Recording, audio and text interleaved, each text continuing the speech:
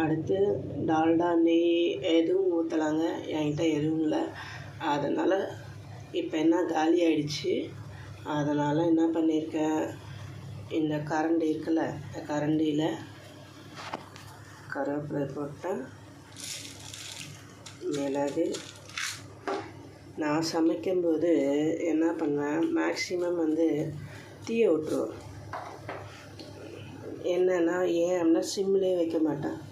இப்போ நான் சிம்மில் வச்சுட்டு எண்ணெய் கொதிக்கிறதுக்கு முன்னாடியே போட்டேன். இப்போ பொரிஞ்சு வருது. அப்படியே லைட்டாக பொரிஞ்சு வந்தோடனே வச்சுருக்கான்ல பொங்கலுக்கு தண்ணி ஊற்றி வச்சுட்டேன். அடுத்து சால்ட்டு, இதுக்கு தேவையான சால்ட்டு பொரிஞ்சு வந்ததை இதில் எடுத்து ஊற்றிட்டோன்னு வச்சிங்களேன், அவ்வளோதான்.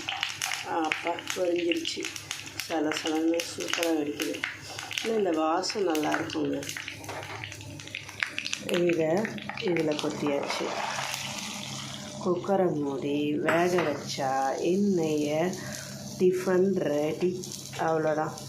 இது வெள்ளையாக இருக்குன்னு வச்சிங்களேன், பொங்கல் வெள்ளையாக வரணுன்னா கொஞ்சம் பால் ரவோண்டு ஊற்றிக்கிங்க. எனக்கு இப்போ பால் இல்லை, நான் டீ போட்டு முடிச்சிட்டேன்.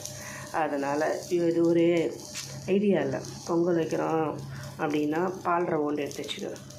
இப்போ நான் டீ போட்டதுனால பொங்கல் அப்படியே தான் அது ஒயிட்டாக வரும்.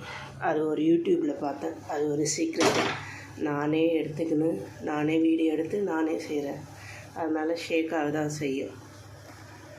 அவ்வளோதான், பொங்கல் ரெடி. வெந்த உடனே நம்ம எடுத்து வச்சு லஞ்ச் பாக்ஸில் வச்சு சாப்பிட வேண்டியதான்.